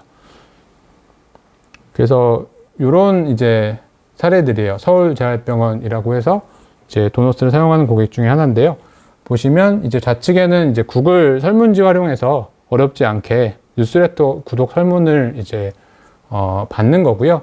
그러면 현재는 이제 설문을 에다가 이제 이메일 주소를 입력을 하면은 뭐 도너스로 들어옵니다. 그러면 자동으로 이렇게 쭉 일자에 맞춰서 메시지가 쭉 나가요. 근데 이제 보시면은 병원 장님이 처음에는 보내는데요. 그 뒤에는 각각의 사업 부서별로 실제 그 사업을 하는 사람들이 쓴 내용들이 쭉 가면서 여기는 이제 뉴스레터 구독자이기 때문에 후원자로 육성을 해나가는 과정이고요. 중간중간에는 좀 정확하게 후원을 해달라고 요청하는 메일들도 섞여 있습니다. 그래서 이런 식의 시나리오를 구성하는 게 이제 큰 흐름 중에 하나고요. 여기는 이제 그린피스의 사례예요. 그린피스 같은 경우에는 저도 이런 식의 커뮤니케이션을 잘 하셔가지고 구독들을 하고 있는데요. 보시면 뭐 유지영 캠페이너, 이현숙 프로그램 국장님 이런 분들이 발신자가 계속 바뀌면서 내용이 오고요. 실제로 내용을 열어보면은 그분들이 쓴 내용이 들어가 있어서 훨씬 어쨌든 진정성도 많이 느껴지더라고요. 그래서 이런 식으로 그 커뮤니케이션을 하고 있다. 마지막으로는 그 제가 참여 데이터 얘기를 하면서 사실 데이터는 많이 기록할수록 일단 좋아요. 활용할 수가 있다라고 하면은. 근데 이제 굉장히 많거든요. 정말 빅데이터라고 요새 부르는데 그냥 그 이유는 인간이 인식하기 어려울 정도로 많은 데이터가 기록이 되고 쌓이기 때문이에요. 그래서 사실 그거를 이제 다 기록하고 다 모아라라고 말씀을 드리면은 제가 이제 너무 무책임한 것 같고, 그 중에서 저도 연구를 하면서 가장 중요한 꼭 챙겨야 될 데이터를 3가지 정도 뽑게 됐어요. 여러 가지 자료들도 보면서 저도 학습을 했는데요. 우선은 참여 횟수라는 데이터. 그러니까 예를 들어서 1년 동안 봉사도 하고 뭐 서명도 하고 이렇게 하신 분이 있다라고 하면은 2회를 한 거잖아요. 횟수를 아는 게 굉장히 도움이 많이 됩니다. 그리고 데이트는 제가 이제 최근 참여일이라고 조금 적어놨는데 언제 했는지가 되게 중요해요. 그러니까 10번에 참여를 했어도 5년 전에 하시고 최근 5년간 한 번도 없었다라고 하면은 그런 분들보다는 최근 6개월 동안 2회 이상 한 분들이 조금 더 우리의 어떤 함께 뭔가 참여를 할 수 있는 그런 그룹으로 성장할 가능성이 높고요. 그리고 마지막에 있는 게 아까 그런 플라스틱이라든지 여성과 같은 참여 주제예요. 그래서 뭐 다 수집하기가 어렵다라고 하시면은 이런 정보들을 수집하시면 좋고요. 시스템에서 자동으로 수집해주면 가장 좋지만 그렇지 않다라고 하면은 뭐 적어도 구글 시트나 엑셀 같은데 이런 데이터를 기록해 놨을 때 활용을 할 수 있다라고 보시면 좋을 것 같아요. 이제 좀 재밌는 어떤 저도 분석을 해보면 결과들이 있는데요. 특히 서명을 많이 하는, 최근에는 이렇게 어드보커시나 옹호 활동을 많이 하는 곳들도 있잖아요. 곳들이 점점 많아지는데 이제 1회, 2회, 3회 참여하는 분들을 카운트를 해보면은 점점 줄어요. 당연히 줄거든요. 많이 하는 분들은 소수니까. 근데 뭐 조직마다 다를 거예요. 뭐 5번, 7번 이 지점으로 가면은 늘어나는 지점이 나오더라고요. 그러니까 되게 여러 번 하시는 열성 팬에 가까운 액티비스트 분들이 계세요. 그러면 그 분들을 뭔가 걸러낼 수 있는, 분할할 수 있는 그 지점을 아는 것, 그게 사실은 이런 데이터의 기록부터 시작이 되는 거고요. 결국에 그분들은 완전 다른 식으로 접근해야 된다는 뜻이에요. 그래서 5번 이상에서 늘어난다 오히려. 그러면 따로 필터링을 해가지고 별도의 컨텐츠나 별도의 커뮤니케이션 전략을 수립을 합니다. 예를 들면 이제 이런 화면이에요. 최근 참여 횟수 그리고 최근 참여율 같은 것들을 이제 기록해서 이제 활용하는 모습들을 간단하게 보여드리면은 이제 저런 정보들을 갖고서 요거는 사실 이제 도넛선에서는 뭔가 후원자에게 전화가 왔을 때, 참여자에게 전화가 왔을 때 활용하는 화면인데요. 이제 보면은 이 사람이 어느 정도 액티브한 사람인지를 그냥 빠르게 확인을 하는 용도죠. 최근까지 후원을 했는지라는 정보도 있겠지만 최근에 참여를 언제 마지막에 했고 아예 0번인지 혹은 굉장히 많은지에 따라서 어쨌든 서로 그 커뮤니케이션 할 수 있는 수준이 달라지니까요. 이런 정보들은 이렇게도 활용을 한다. 그리고 제일 앞에서 말씀드린 것처럼 검색을 해서 그 이슈에 관련된 커뮤니케이션을 할 때도 활용을 하고요. 네, 이제 끝으로 기술 구성하기에 대해 말씀을 드릴게요.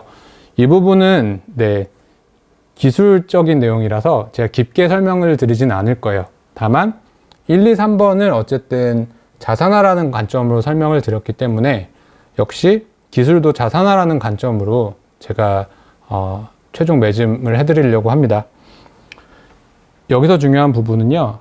그 지속 가능한 데이터의 수집, 분석, 활용 체계를 만듭니다. 라고 제가 정의를 했는데요. 지속 가능한이에요. 그러니까 우리가 컨텐츠를 기획하고 캠페인을 하게 되면은 휘발이 사실은 된다는 느낌을 받으셨을 수도 있을 것 같아요. 그러니까 한번 진행하고 나면은 뭐 예를 들면 끝인 거죠. 근데 사실 참여 데이터도 그렇고 컨텐츠도 그렇고 온라인에서는 잘 쌓아두면은 그거 자체가 모여서 엄청난 신뢰도를 확보하기도 하고요. 혹은 저처럼 정보를 많이 탐색하는 사람들한테는 그 내용들을 보면서 이 단체에 대해 더 이해하게끔 만들어주는 내용이 될 때도 있어요. 그래서 어떻게 하면 데이터 수집을 더 지속 가능하게 만들어둘까, 자산으로 만들어둘까, 한 번에 휘발되는 캠페인이나 캠페인 사이트가 아니라 이런 부분들을 고민하는 게 굉장히 중요하다는 거를 저도 배우게 됐고요. 조금 이제 말씀을 드리면은 CDP라는 개념이 있어요. 우리가 예전에는 CRM이라는 용어를 되게 많이 썼는데요. 커스터머 릴레이션십 매니지먼트. 그래서 고객 관리 시스템은 다 CRM이고, 이제 도너스도 CRM이에요. CRM인데, 최근에는 CRM들이 CDP라는 형태의 시스템을 점점 더 지향을 하고 있고요. 저희의 지향점도 이제 CDP인데, 이거는 커스터머 데이터 플랫폼의 약자예요. 그리고 보시면은 데이터와 플랫폼, 요 두 가지 용어가 바뀌었거든요.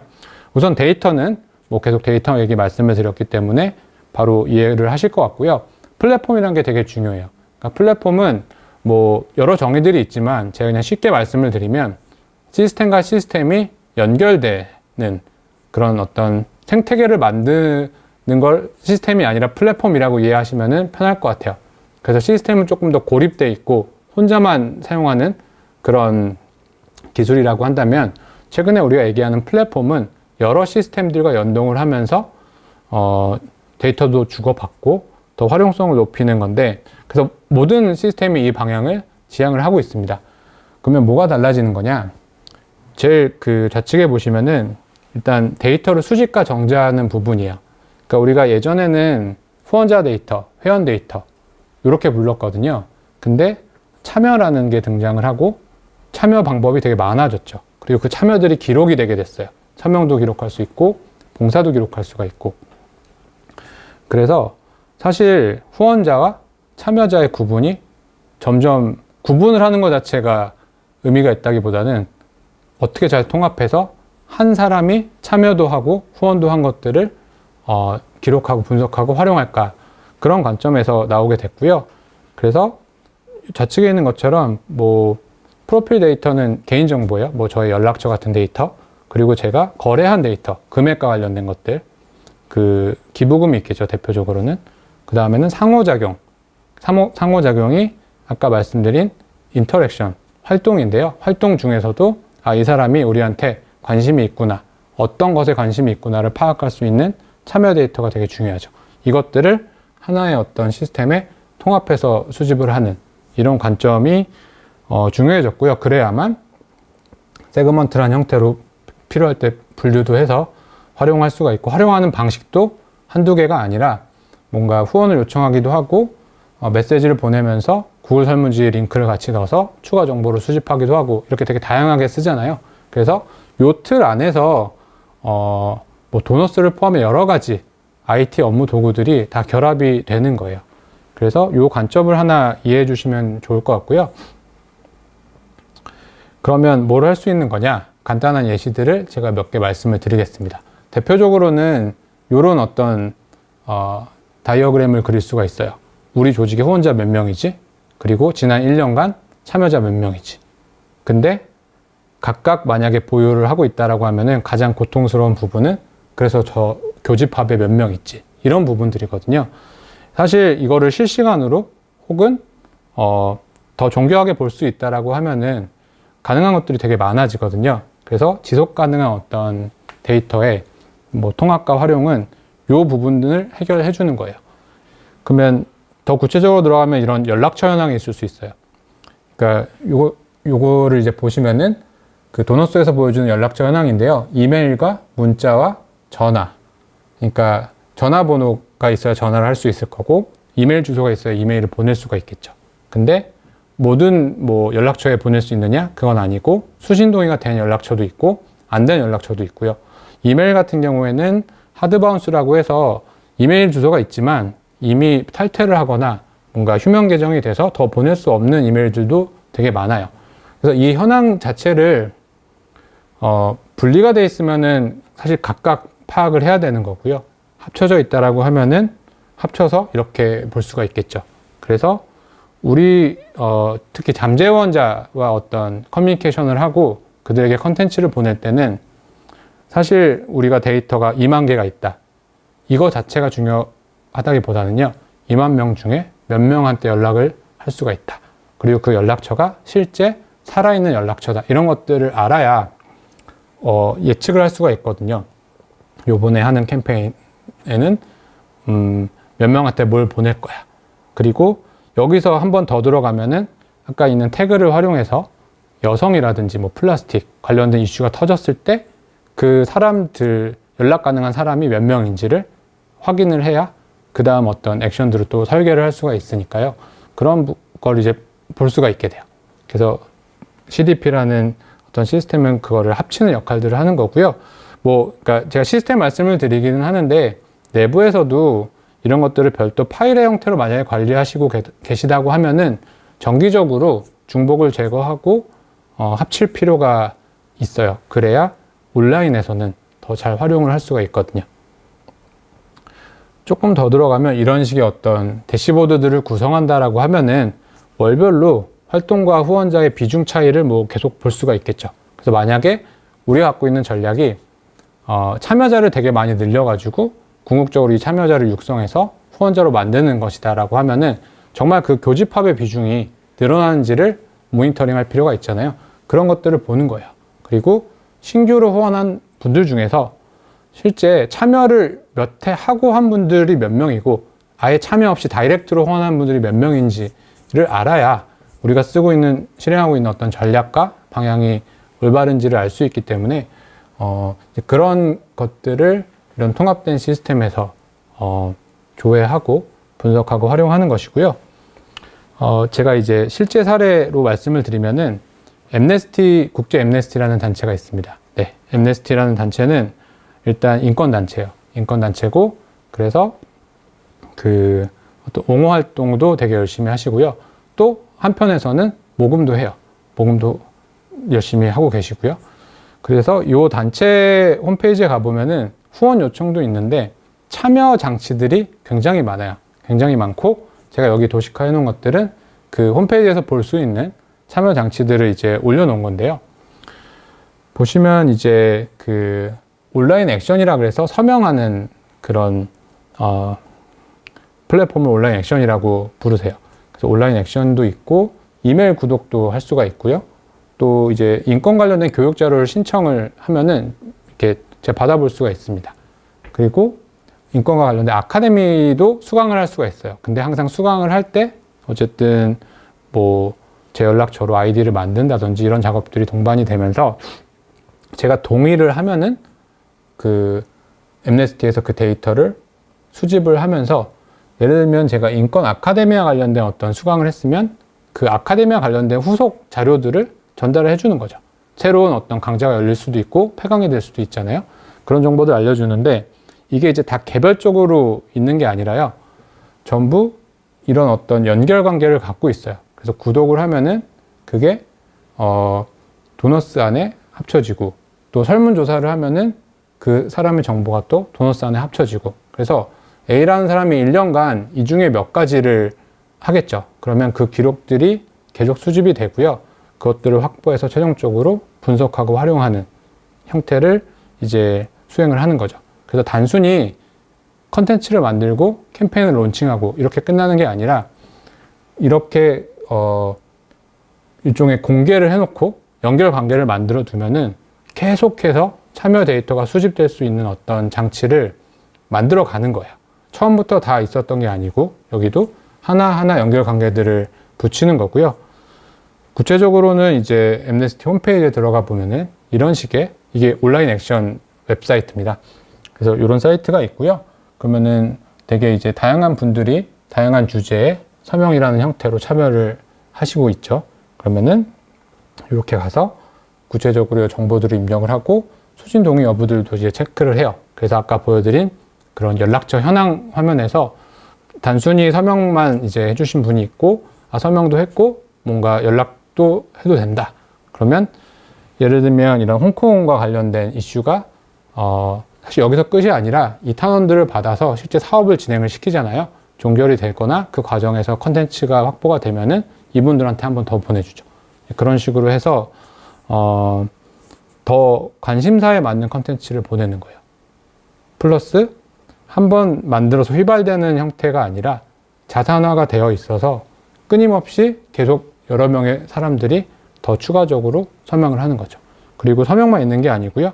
이런 식으로 인권 교육 자료, 인권 교육과 관련된 자료들도 계속 발간이 되고 업데이트가 되는데, 여기서 신청을 하면은 저는 뭐 교육 자료를 받아보면서 제 데이터는 또 통합된 CDP라고 하는 시스템에 합쳐지는 그런 방식인 거죠. 그래서 저도 연구를 이제 같이 하는 부분들은 도너스를 사용하고 계신데, 도너스 안에 어떻게 하면은 이런 데이터들이 잘 담겨가지고 컨텐츠 기획과 커뮤니케이션을 활용할 수 있을까, 이런 부분을 연구를 하고요.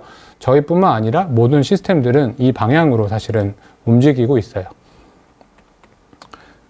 마지막 사례인데요. 도너스 사례입니다.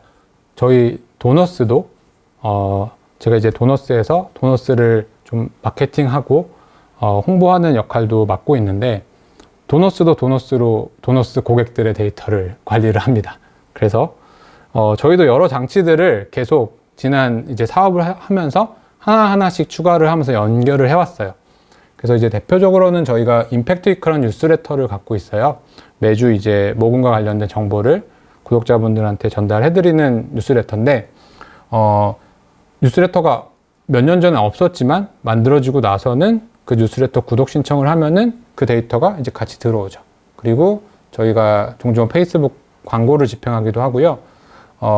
연구 보고서를 발간하기도 합니다. 최근에는 이제 온라인 모금과 관련된 동향을 좀 조사를 해가지고 발간을 했는데, 이 보고서를 받으려면 저희한테 연락처를 제출을 해야 돼요.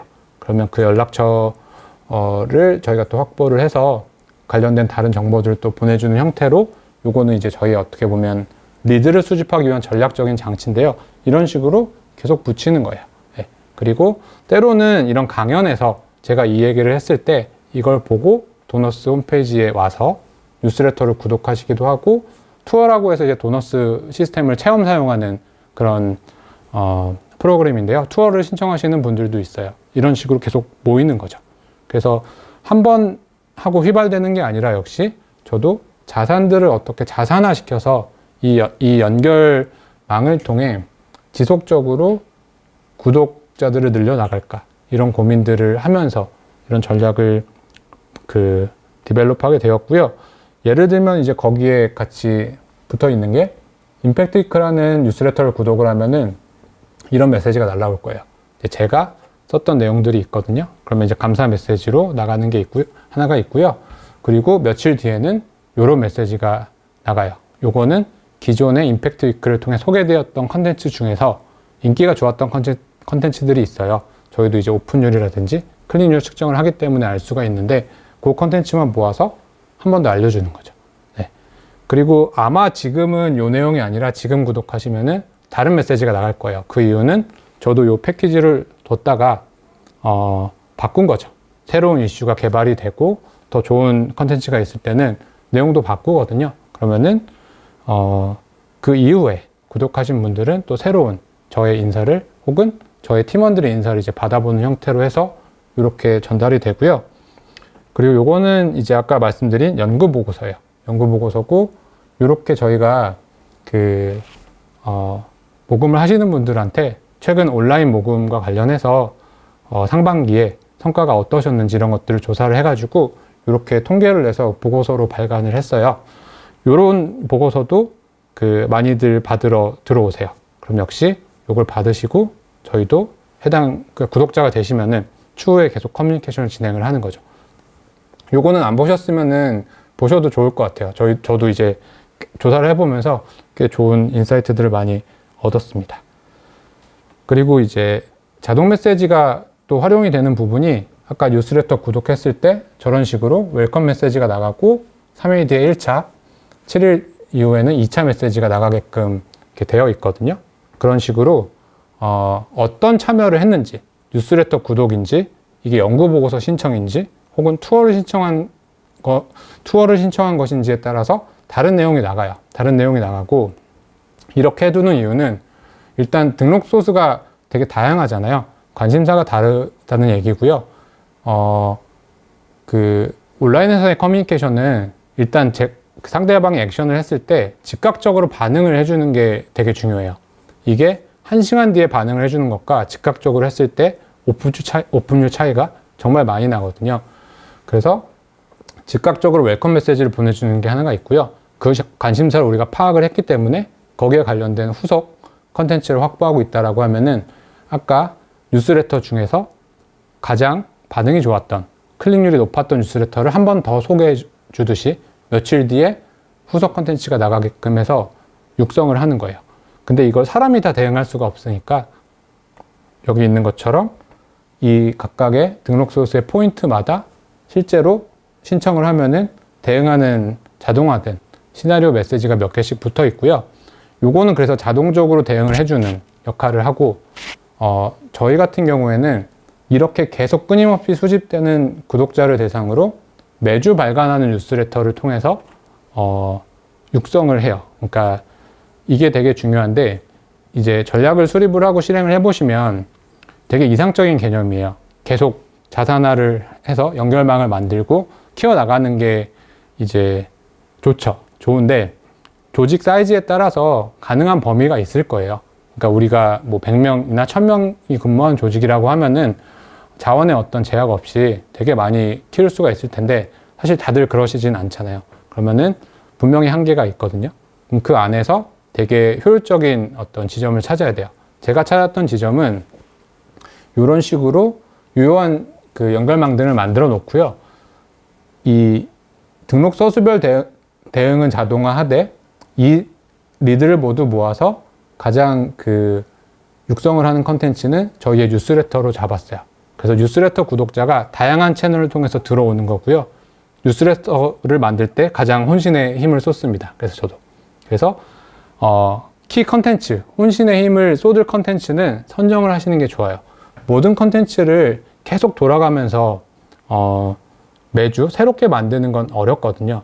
그래서 그런 자동화, 개인화 기술과 또 사람이 새로 기획해야 되는 어떤 부분들을 잘 구분해서 활용을 하시면은 아마 조금 더 이 온라인 문법의 환경에 잘 대응하실 수 있지 않을까 싶어요. 네, 긴 강의였는데 네, 수고 많으셨고요. 마지막으로 요약을 하면서 종료를 하도록 하겠습니다. 그 앞서 말씀드렸던 포인트들을 한 번 더 정리를 해놨고요. 이것만은 꼭 기억하셨으면 하는 마음에 적어놨습니다. 그래서 제가 오늘 말씀드린 것들이 일단 들어갈 때는 온라인 디지털 매체가 오프라인 매체와 가장 다른 점은 측정과 기록이라고 말씀을 드렸고요. 거기서부터 우리가 가져야 되는 관점은 자산화다. 그럼 자산화를 어떻게 시킬 건데, 첫 번째로는 일상을 공개하는 거예요. 근데 중요한 게 공개를 전제로 활동을 해야 되는 것 같아요. 네, 물론 어려운데 이걸 잘 해서 자산을 잘 만드는 곳들이 훨씬 유리한 그 커뮤니케이션을 할 수밖에 없는 세상이 돼가는 것 같아요. 제일 앞에 말씀드린 그런 AOC 같은 의원들도 결국에 자기가 게임한 것이 그대로 자산이 돼서 그 알려지면은 나머지 시간엔 또 다른 일을 할 수가 있잖아요. 그러면서 계속 풍선을 키워가거든요. 그 다음에 두 번째로는 단계별로 검증하기. 네, 그래서 미디어마다 특징들이 있기 때문에 더 캐주얼하게, 빠르게, 작게, 신속하게 쓸 수 있는 미디어들을 통해서 많은 소재들을 검증을 하고요. 점점 좁혀가면서 중요한 콘텐츠를 이제 개발하는 접근법이 있습니다. 그리고 관심사를 수집하는 부분에 있어서는 네, 참여 데이터를 수집해서 자동화된, 개인화된 커뮤니케이션 하는 방법들에 대해 소개를 드렸고요. 마지막으로는 사실 참여 데이터가 없으면 3번은 할 수가 없어요. 그래서 이런 참여 데이터를 어떻게 지속 가능하게 계속 수집을 할 것인지에 대한 관점이 필요하다. 그리고 온라인 모금을 기획하고 설계하는 사람은 이 4번의 관점도 갖고 있어야 우리 조직이 1년, 2년, 3년 지났을 때 활용할 수 있는 그런 자산을 확보할 수가 있어요. 저도 이제 그 뉴스레터 운영을 2년 남짓 하고 있는데, 사실 2년 전에 하지 않았다면 지금은 모으지 못할 구독자들을 갖고 있거든요. 그래서 이런 부분들도 되게 중요한 것 같습니다. 네. 그러면 이걸로 그 강연을 마치도록 하겠습니다. 감사합니다.